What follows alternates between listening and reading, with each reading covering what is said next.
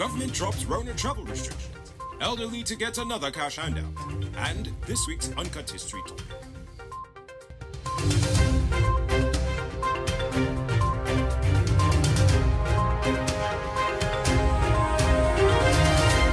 Enrico Bulford, and this is Uncut News. Do you see what's happening? Send us a tip on WhatsApp at 592-659-615. On Friday, the government lifted the vaccine mandate with immediate effect. No longer will travelers be required to produce their Rona vaccination card before entering Guyana. The decision was based on an evaluation of the number of active cases and the availability of vaccines in the nation. The legislation will soon be passed to allow for the development of multi-hazard early warning systems in Guyana.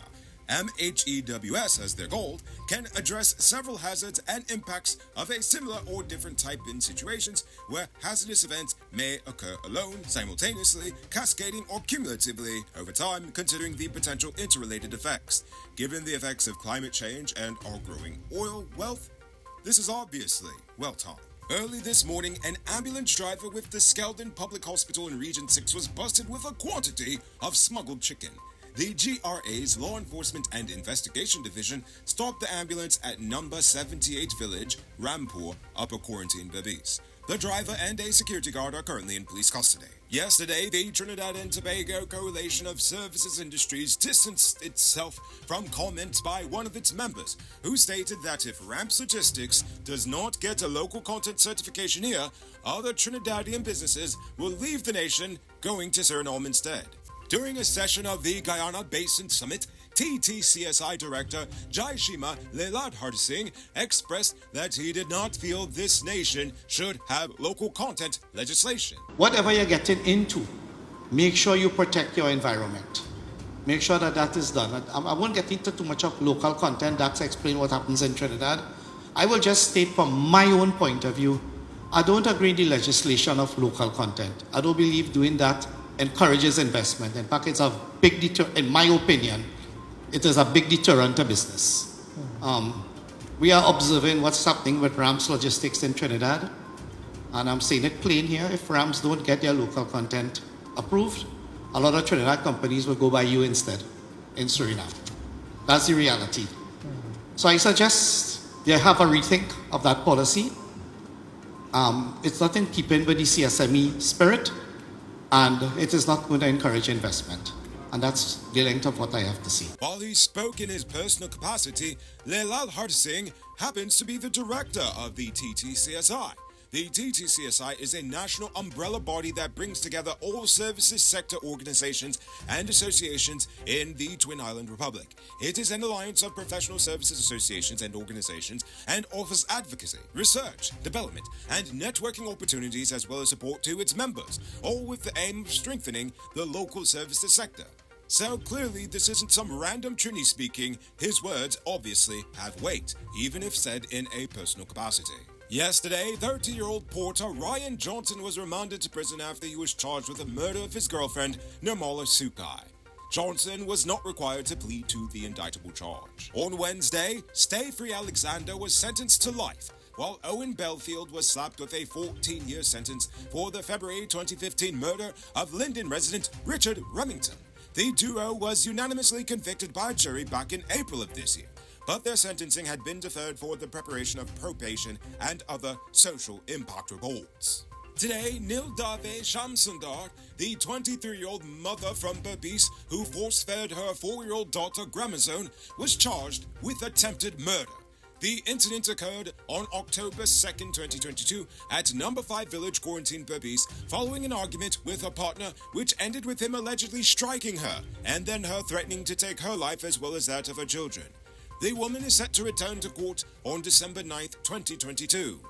I hope she gets some help instead of only jail time. She clearly has issues. Yesterday, our president announced that all pensioners will receive a $28,000 cash handout that will be paid out before the end of this year.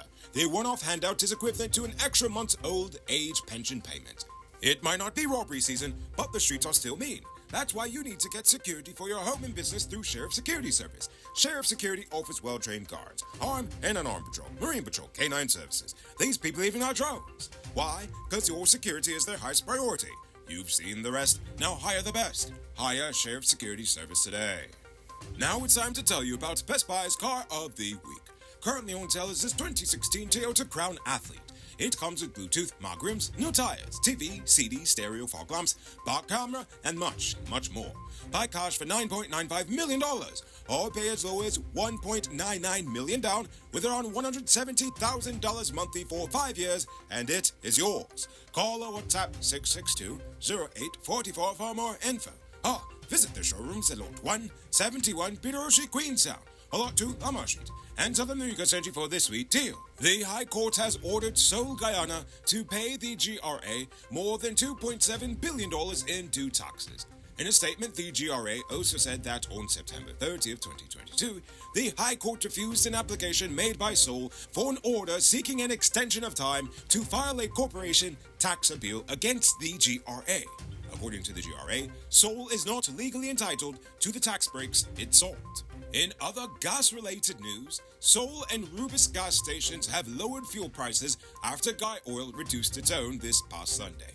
Rubis dropped the price of gasoline on Wednesday, and today the diesel price will be going down as well. According to Rubis, sales were very slow when the price was high, but they have already seen an increase since dropping the gasoline price to $2.15 a litre, matching that of Guy Oil. Now for our Guyana Uncut history topic of the week.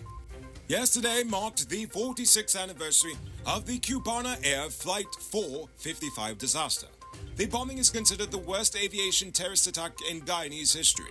On Wednesday, October 6, 1976, all 73 passengers on the flight, including 11 young Guyanese, died after 2 bombs exploded in the cargo hull of the plane, 9 minutes after takeoff from Barbados, scattering debris and the bodies of innocent victims across the Atlantic Ocean. The 11 Guyanese victims were Sabrina Harapol, Eric Norton, Ann Nelson, Raymond Passard, Margaret Bradshaw, Gordon M. Suba, Roll Thomas, Rita Thomas, Violet Thomas, Jacqueline Williams, and Sheshnarayan Kumar.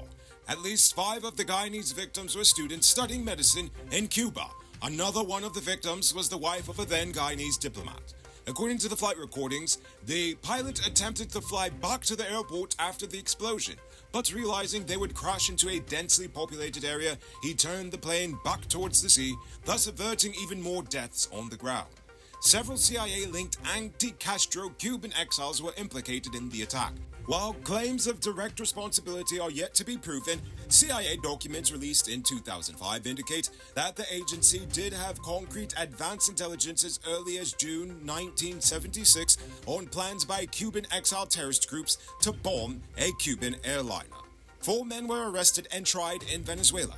Freddy Lugo and Hernan Ricardo Lozano were each sentenced to 20 years in prison.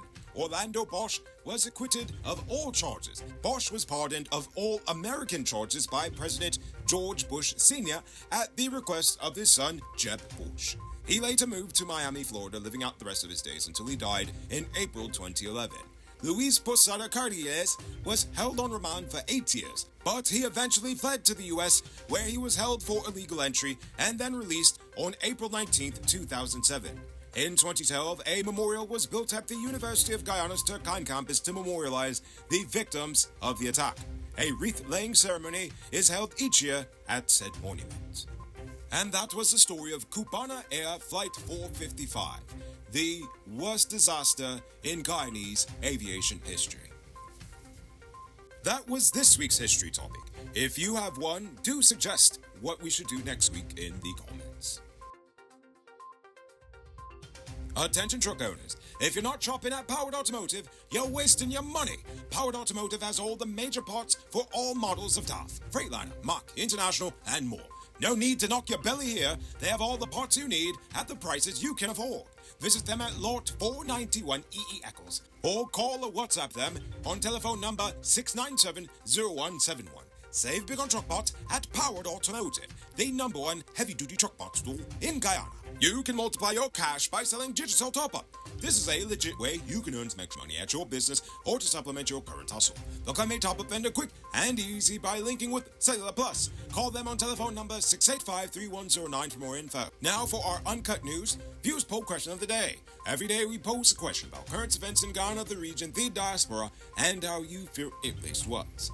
Last night I asked, should the RSS reports be made public? Cheryl Andrews says there are corrupt police officers in the police force. So yes, I believe they should share the information to the public. Indeed, I agree. Now for tonight's question. It's a new month, so it's time for the question I've asked for every month for this year. How is inflation treating you? Have you been forced to reduce spending on certain things? If so, what? I want to hear from you. What's the economic situation looking like on the streets? So, think about that question. Tell us in the comments below. If your response is good enough, we just might feature it in our next episode. Anyway, that's all the time we have for tonight. Check us out on Monday for another. Until then, I'm Rico Bulford saying, have a great weekend. And as always, don't drink and drive, or you'll end up on Monday's episode the hard way. Ha-ha! Good night, folks.